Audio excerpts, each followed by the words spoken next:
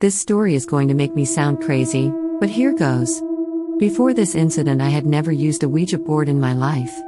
Growing up, I had an aunt who would dabble with Ouija boards and the paranormal, and my mother always advised me to never touch one.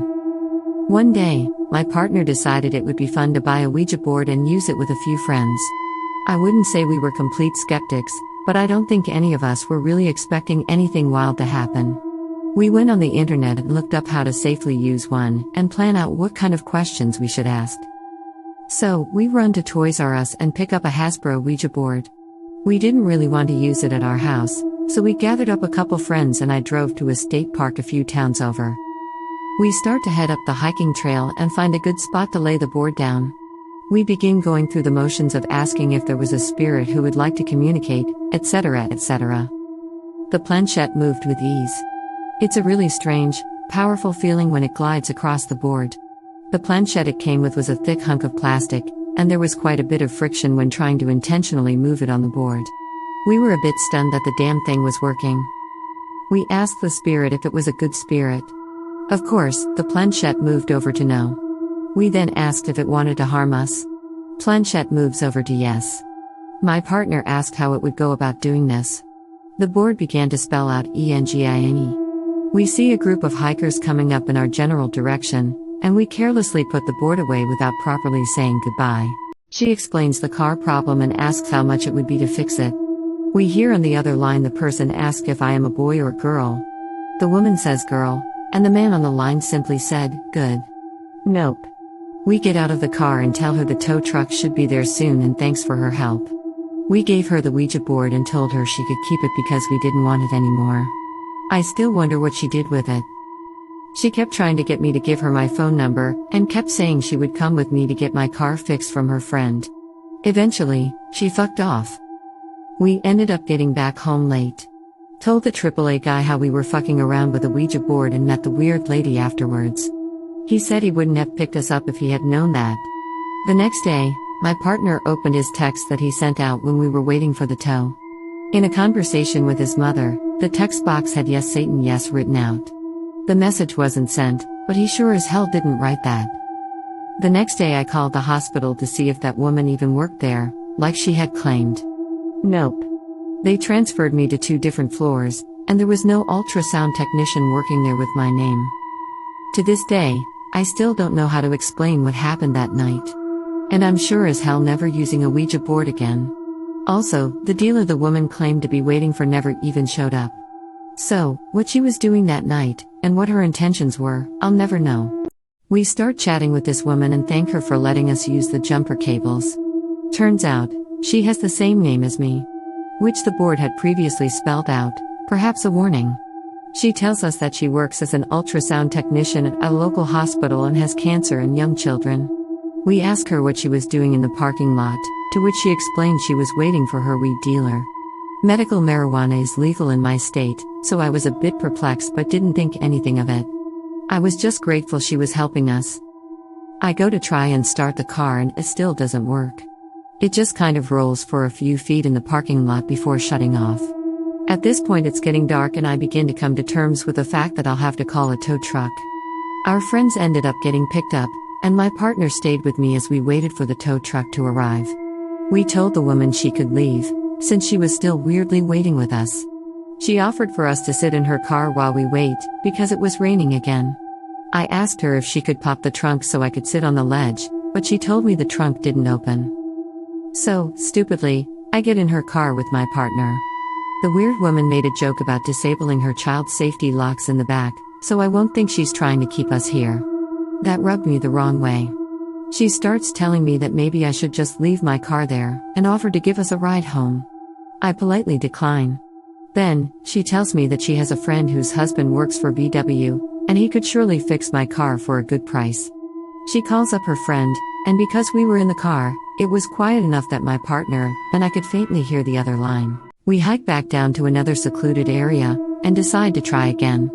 This time, we come into contact with a spirit who claims to be a 6-year-old boy who died sometime in the 1800s. Seemed nice at first, until he told our friend he wanted him to die so he would have someone to play with.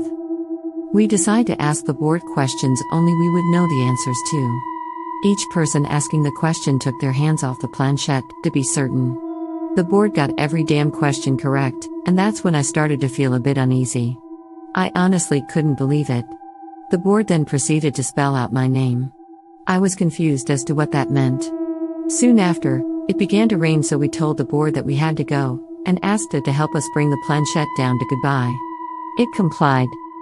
We all began walking back to my car, when I noticed this woman sitting in an SUV next to mine, watching us. Her gaze never really left, and it kind of rubbed me the wrong way. We all get in my car and I go to start it, and the engine doesn't turn over.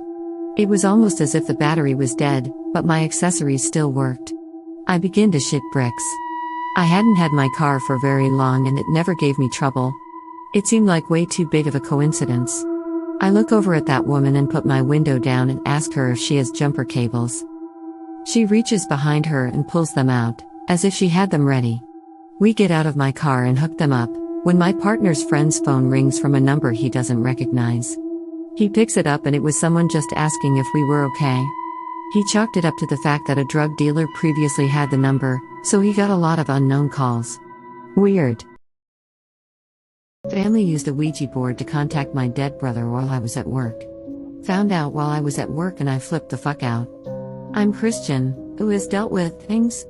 Ouija boards are bad, really bad. My pagan friends won't even fuck with them. They are nothing but doors to a plane of existence that we should not open.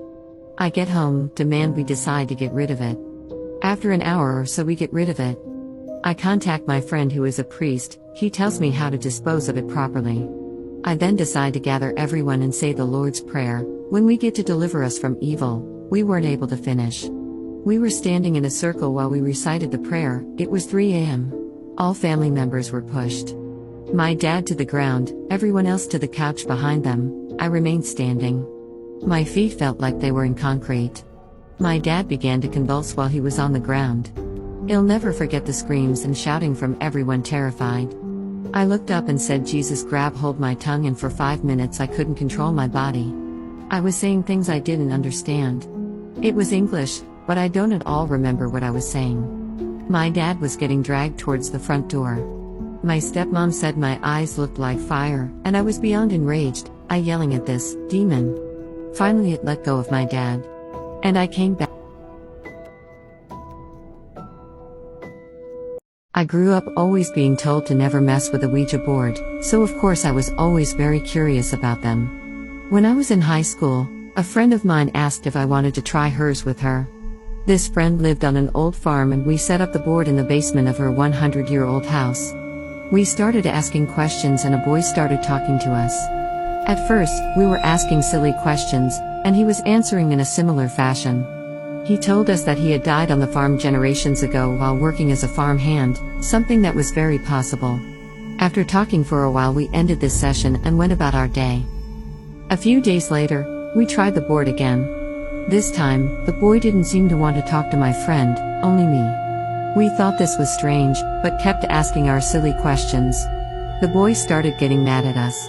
Up until this point, I was still pretty skeptical. I really thought that my friend was manipulating the whole thing to give me a good experience. As this boy was getting mad, her radio suddenly turned on in her room, and it was complete static, even though it was on a radio station that normally comes in clearly in her room. Then the smoke from the candle we had lit started rising up pretty far. We flipped out, put away the board, and never touched it again. I was convinced for weeks that I was going to be haunted by the board. Thank you for watching. Which story did you like best? Give feedback in the comments. Subscribe to not miss new stories.